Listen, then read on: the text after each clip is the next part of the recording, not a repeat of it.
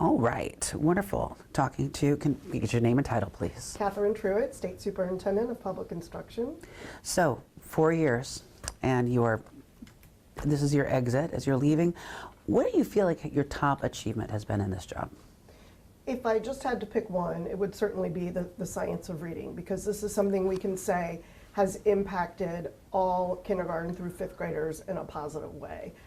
This was bipartisan legislation that passed in April of 2021, and we're seeing the fruits of the labor of that legislation and of the work that it mandated that our K-5 teachers do. We're seeing that bear out in the data and have been for the last 2 years. Yeah. What do you feel like is the biggest challenge that remains for the next superintendent? I think there's a couple of challenges, but if I want to be really specific, we all heard at the State Board of Education meeting last week that when we look at the progress we've made since children returned to school after the pandemic, we're seeing some gaps with our middle schoolers. That was something that I don't think any of us were surprised by. The work that we're doing, especially in literacy, it's going to take a couple of years for it to filter up to our middle school students. At the same time, we just know that middle school is such a difficult time, and those kids were really impacted by the pandemic and not being in school for a long time. So I think that the next administration is really going to have to focus on some more specific root cause analysis with what's happening in middle school, and then work with the legislature to see what can be done. What do you feel like have been the most successful interventions for learning loss? So what I will tell you is that when we issued the first in the nation lost instructional time report coming out of the pandemic, what we saw was that middle grades math had really suffered the worst. We've actually seen big gains in middle grades math, and that's because we were able to give specific student level data to our superintendents, who could then give it to their principals.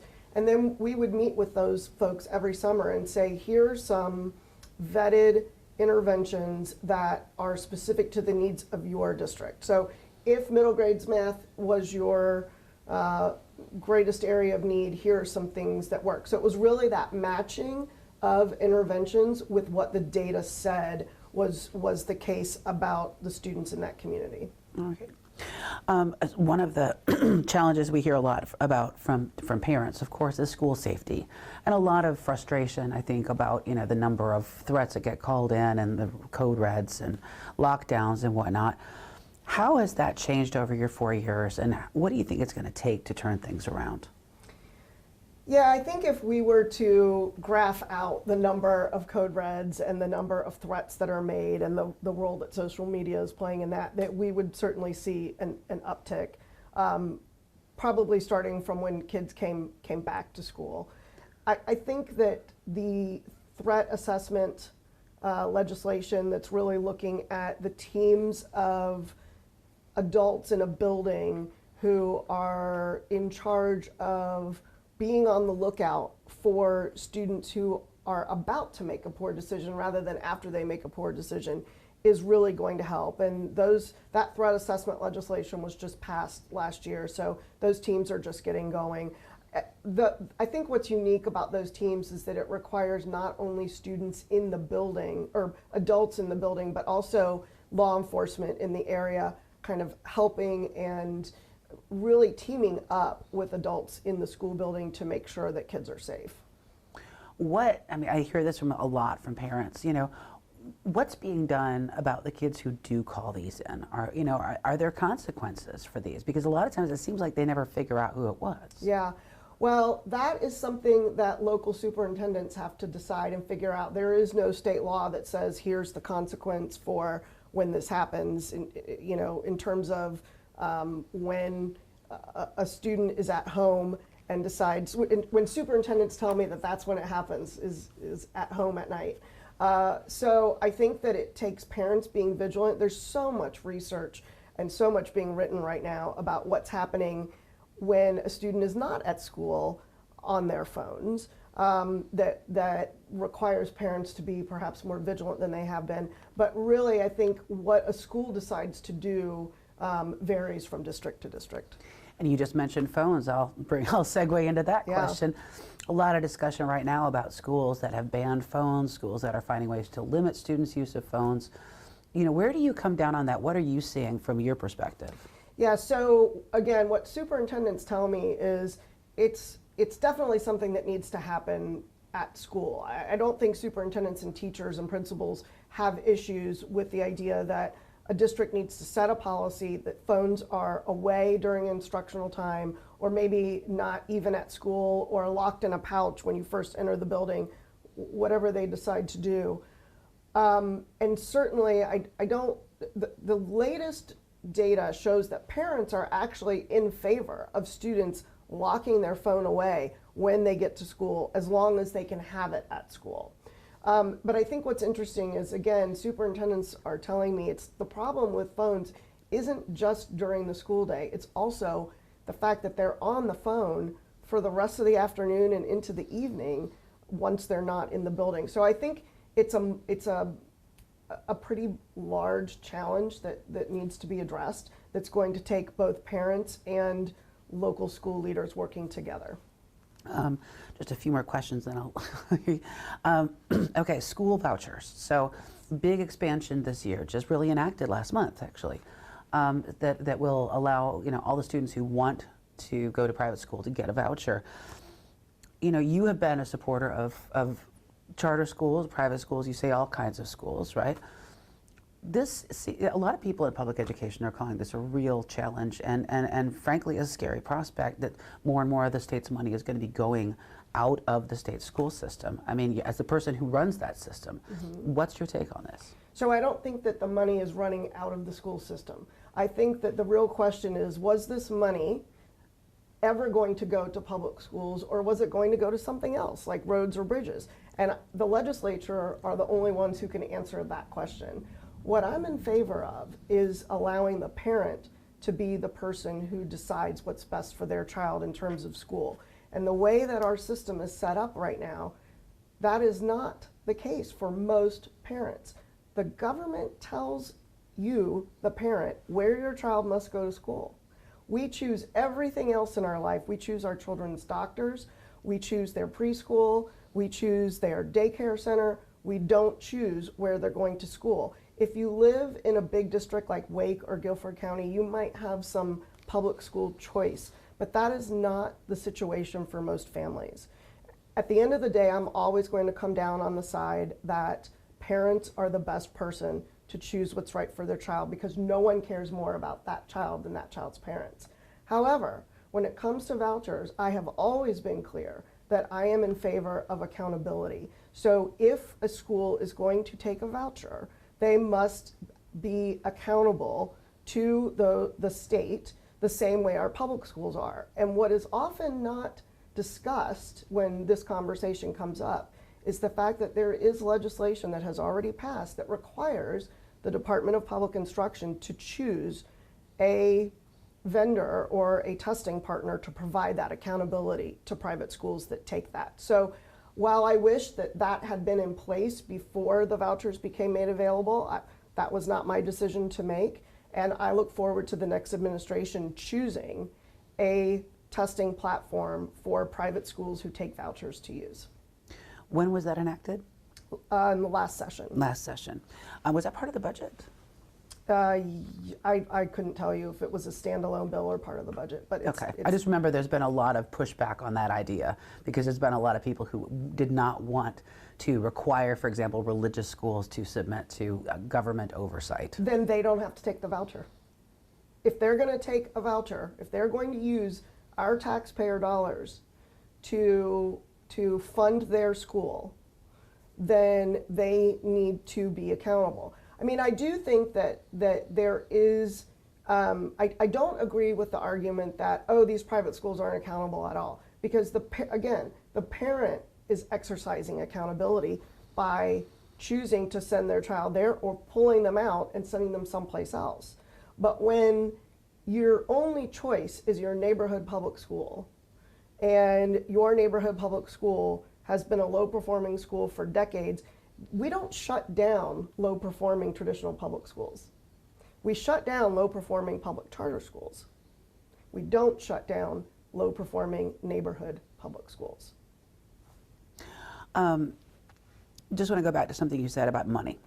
So the concern that I've heard voiced a lot and that legislative leaders have not pushed back on is that a lot of the funding for students is per capita. It's per pupil. It's per pupil, yes. And as there are fewer pupils in schools, that the schools will be receiving less money from the state to do what they still have to do for all the kids who are still in those neighborhood public schools. Is that a concern for you? So I don't think that we're going to see a mass exodus of students from neighborhood public schools to a different school. It would be it would take a lot of students exiting a school for that school to not be able to operate. So the schools are still getting their same per pupil expenditure, but they're not educating that child if that child isn't there. So I mean, I guess in a nutshell, what I'm saying is I believe in funding the student, not the institution. That is certainly how things work in higher education, and it's how I think things should work in K-12 public schools. A couple quick questions, then I will move it to Emily here. One of the big pushes that we've seen this sort of as backlash against diversity, equity, and inclusion. We've seen it in corporate America, we've seen it in higher education. How has this impacted K-12, do you think, in North Carolina? Well, I don't know that we necessarily have DEI policies that are filtering down from on high when it comes to K-12 education. I think, you know, perhaps an individual superintendent may have had a DEI policy in a district that maybe they technically can no longer have. But certainly, I think that our public schools are always going to be places where students are welcomed and served regardless of race and ethnicity. And so, and of course, any principal worth his or her salt is always going to make sure that all students feel included in their school buildings. So I don't know that it has the same impact that it might on a larger institution. I mean, we have so much we are a local control state. So the extent to which a building may or may not be impacted by these policies is really up to local leaders. Okay, I also remember that there was a bill that passed a year or two ago that sort of banned what they said was teaching students things that made them feel bad about themselves. Some people, it's wokeness, I think is the term that they were using about it. You know, and critical race theory, which is not something we teach in K-12, I'm aware. Have there been changes to the curriculum? Have you heard about that from teachers? Have there been concerns among teachers that they're not able to teach parts of history the way that they would like to? I think that there was legislation that did not get passed that used the phrase that does not demean or diminish one group over another. It didn't say that they wouldn't feel bad about themselves. And I think that changes in curriculum are made at the local level, not at the state level. So the Department of Public Instruction creates the standards, which are what students need to know and be able to do. I would say that when I first came to office, my very first State Board of Education meeting, which was day 2 of my administration, there was a presentation to the board on our history standards. Our history standards have been very much criticized by outside groups that look at these kinds of standards. They've been ranked very low because they are not chronological. I would say that many people did not like the history standards and would have described them as woke because they emphasized some parts of history more than others, just disproportionately.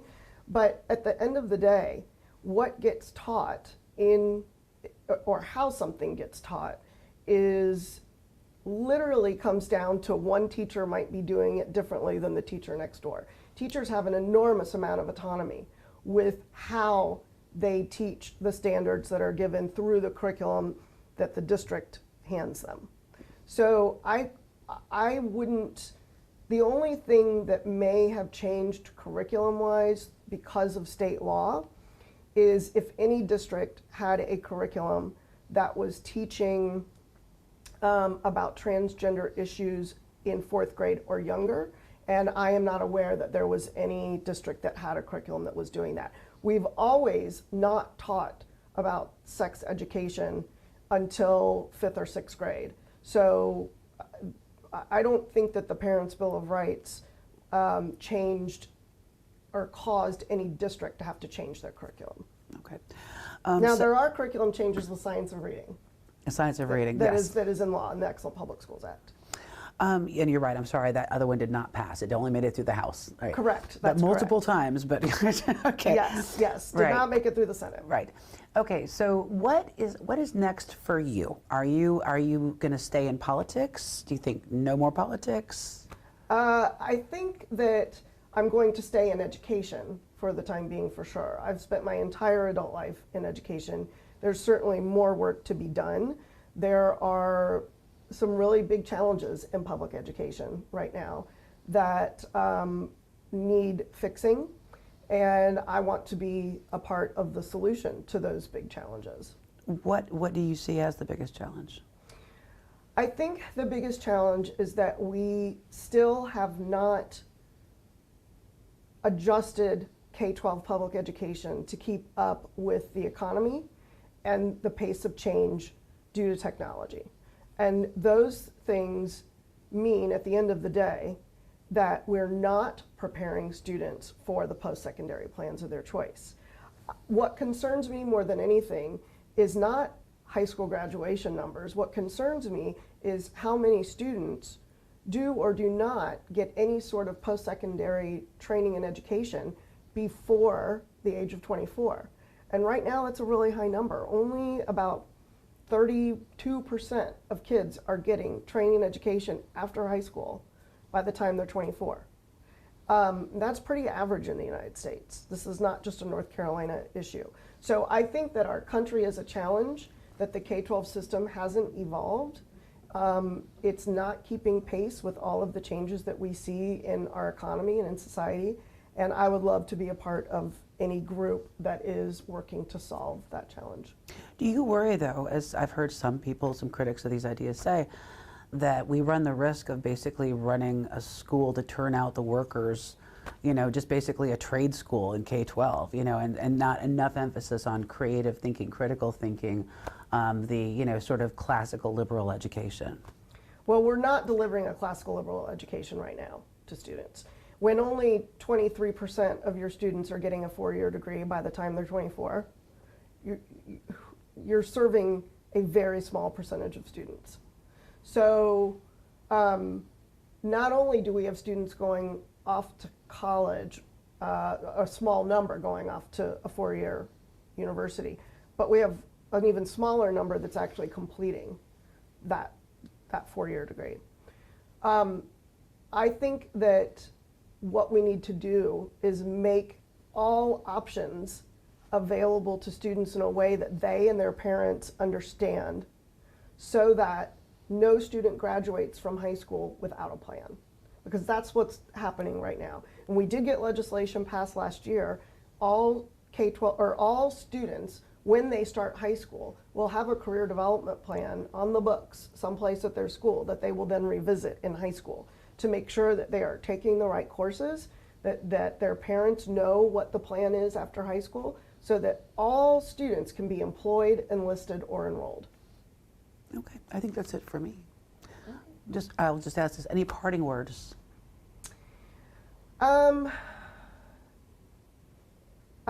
My parting words are that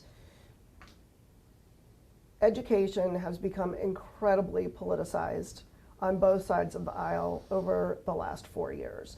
The kinds of issues that I'm dealing with right now were not things I encountered on the campaign trail 5 years ago.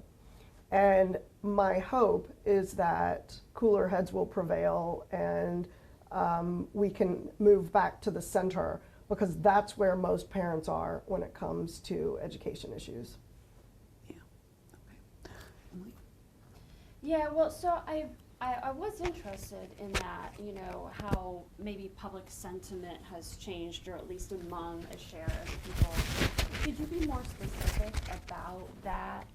You know, what might be frustrating to you? Yeah, I think, so for example, I think that most parents do not care about the school choice fight. I mean, that they are only concerned with what is happening for their child in the school where their child goes every day. That chances are is a school that they've been told this is where your child has to go to school. And so I don't think that most parents are saying to themselves, oh, if I withdraw my child from this school and send her to this public charter school or to this private school, that this school is going to lose the money for that child. I think most voters on both sides of the aisle feel that their tax dollars are going to support this public school system that they may or may not even be participating in. And they're asking themselves, am I happy with the results that I'm getting? And I think the answer to that question just depends on where you live. I love my children's public schools. I still have a child left in Wake County Public Schools, and I moved to the neighborhood that I live in so that I could send my kids to that public school. Not everyone has the ability to handpick their child's public school. I think other frustrations are that we have advocacy groups on both sides that are, their existence is dependent upon membership, and so they are going to lift up issues that may or may not be real or pervasive in the name of keeping membership and staying relevant as an organization. And I think that students and teachers and parents lose out when that happens. I know you've mentioned a lot of things you think are really important that they should be paying attention to. What are maybe some of the ones that are brought up by some of these groups that you think, you know, aren't as big of an issue? That are not as big of an issue? Yeah. So I think that we do have, there's no doubt in my mind that we do have some books that are inappropriate in our schools.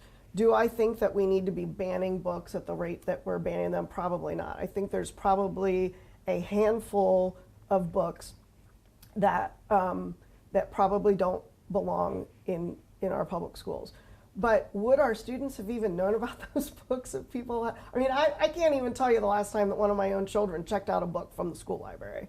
So that kind of makes me chuckle a little bit.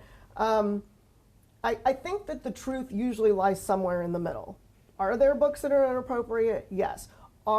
Is the library full of them? And is this some, you know, master plan to take down our teenagers? No. I think, I'm trying to think of another example. I think that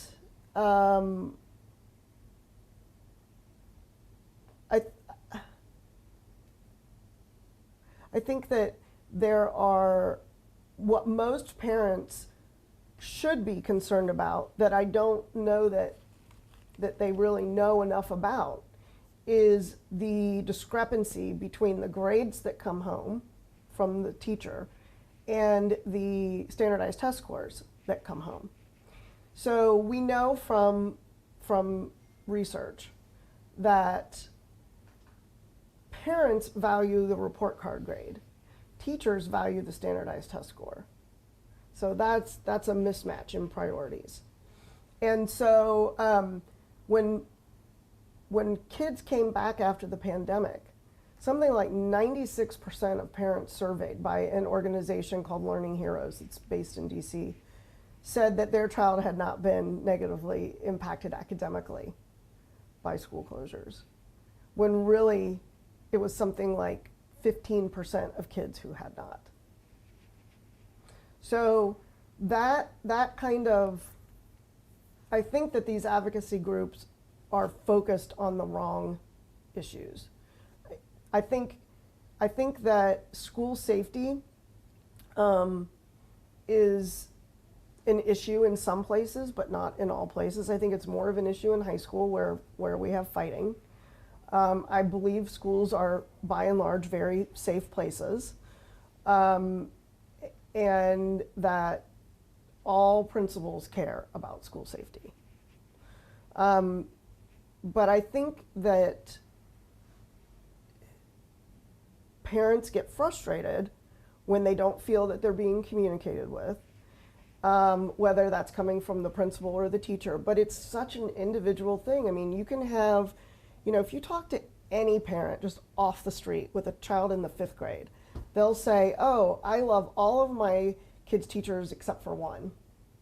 Right? There's always going to be the one teacher that the parent just doesn't connect with or doesn't. I mean, I had that experience. I've had, years where my child's teacher did not like my child. And that's a horrible feeling for a parent. But teachers are human. And when we lionize teachers and our public schools, and we don't take a hard look at the data, we're doing a disservice to public schools and to parents. And I think that's kind of some of the backlash that we're seeing from parents. Okay. We've talked a little bit about school safety already, or school funding already. But I want to be a little more specific. That is something that has come up before the state board, having reports on, we know, exceptional children funding. There have been reports before the State Board of Education a few times about that. What are maybe some of the, biggest needs when it comes to school funding? Because that is an issue that groups bring up. Schools need more funding, things like that. Do you feel like that is true, or do you feel like there are certain areas for reform on that front? So I think the biggest problem with school funding is that most people don't understand how it works. So what I would say is that we do need to fix EC funding. That's a totally separate issue than like per pupil expenditures and funding. And there is an appetite at the legislature to start funding exceptional children rather than, an average across the board flat per student, that it be a per service fee, because one child may cost more than another child. So I think that's definitely the right direction to go, and it's going to be very expensive initially, but it's definitely the right thing to do. I think what most people don't understand about funding, and what usually gets the attention, is the inequities in local funding. So most states, or a lot of states, the bulk of school funding comes from the locals, which means it's coming from property taxes. That's not the case in North Carolina. The bulk of the funding comes from the state. So something like 66% of per pupil funding comes from the state. About 23% comes from the locals, and the rest of it comes from the federal government, about 11% of funding in North Carolina. And it doesn't come from the United States Department of Education. A lot of it comes from the Department of Agriculture for school nutrition. So the way that North Carolina funds schools is that every student gets a base amount, and they get the exact same amount. And I think it's about $7,400 right now. Then they get allotments on top of that based on how many low-income students they have, how many students with IEPs, and how many students who are English language learners. So when you look at a place like Hyde County, the per pupil expenditure is $19,000 a year, versus a Wake County where it's probably about $7,900 a year. So that, to me, is very equitable funding. We are giving more money to students who need more money because they have an IEP, because they're low income, or because they are multilanguage learners. Now, another issue with that equitable local funding has been that the teacher supplement that goes on top of their salary is less in low income areas. Well, the legislature, I never see this written about. The legislature passed the first time 2 sessions ago, maybe $170 million to bulk up except for the four big districts, so that districts that are next to Charlotte and Wake and Wilmington and places that have more money, so that those teachers could then get more money. So now, instead of having like maybe a $500 or $1,000 supplement, they have a $5,000 supplement. And then they added more money to that last session. So I think that we know that in New York State right now, their funding has increased so much over the last 20 years that they are now spending $30,000 a student, and their test scores have not budged. So you have to ask yourself, what is the threshold for whether or not money will improve outcomes for students? We also have given about $2 billion to school construction over the last, through the legislature appropriated funds and the North Carolina lottery. That must absolutely continue so that we can help communities that cannot raise the funds to build new buildings, where we've got buildings that go back to the 40s, 30s, 50s. So that needs to continue. But I do think that there are some really unpopular things the legislature could do to get more money into teacher pay, which is where I think we need to be spending more money. For example, there is no research that shows that small class size matters in terms of student outcomes. So great teachers that have 34 kids can produce better outcomes than, you know, an okay teacher with 15 kids in a classroom. So I think that if we were to combine, if we got rid of class size legislation and gave teachers more support through paraprofessionals and teacher assistants, that we would have more money for teacher pay. That's a very unpopular decision. But I do think that one of the things that we need to do in order to improve teacher retention is better supports in the first year, which is expensive, and that we need to change the way we compensate teachers so that we create a career path that leads to rewarding teachers who are leaders in their building, getting amazing outcomes for kids, and just really serving as I don't know how else to say it other than to say that they're a leader, but I mean, leadership looks a lot of different ways, but we cannot continue to pay teachers solely based on the number of years of experience that they have. It's an outmoded way to compensate people. No other profession does that. And it is turning away young people from coming into the profession. Another, 31 minutes. Do y'all have one more question? I have a couple. Could you narrow it down to one? I'm sorry, I was thinking this was gonna be 15, 20 minutes, and I didn't realize y'all both were gonna come with questions. I know she's got stuff she's got going on today. I'd be happy to work How about, with you email. yeah. How do you feel, moving on about the Department of Public Instruction, that I'm sure, given where you started in 2021 to where it is now, things have definitely changed a lot. How do you feel about the department you're handing off to Maurice Green, and also about his leadership, the conversations you've had with him so far? Yeah, so I feel like I have the best team in state government. I built a team that was representative of the people who live in this state, and certainly built a team that was geographically represented in a way that this agency has never seen. And so I would hope that would be something that Mr. Green would acknowledge. And you know, it's difficult for new leaders when they come in because they have to decide who they're going to be and who do they want representing them and doing the work of the Department of Public Instruction every day. And are you just going to sign documents and get ready for board meetings, or are you actually going to affect change? And so I'm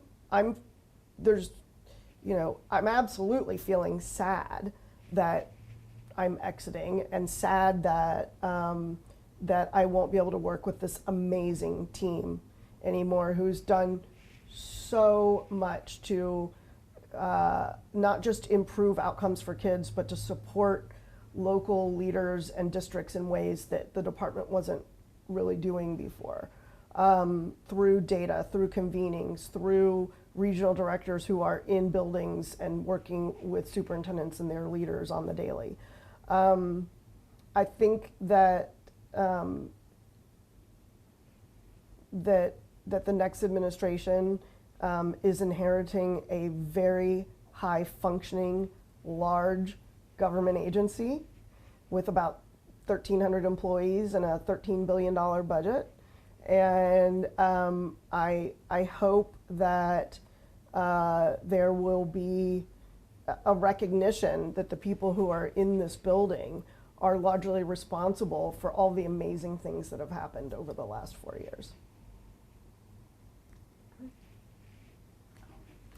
I think that is it. Thank you so much for sitting down with us. Absolutely, it's been a pleasure. You guys, you really did ask really good questions. So, and sorry my answers were so long to your questions, but those were very good questions, and I appreciate good questions. Thank you.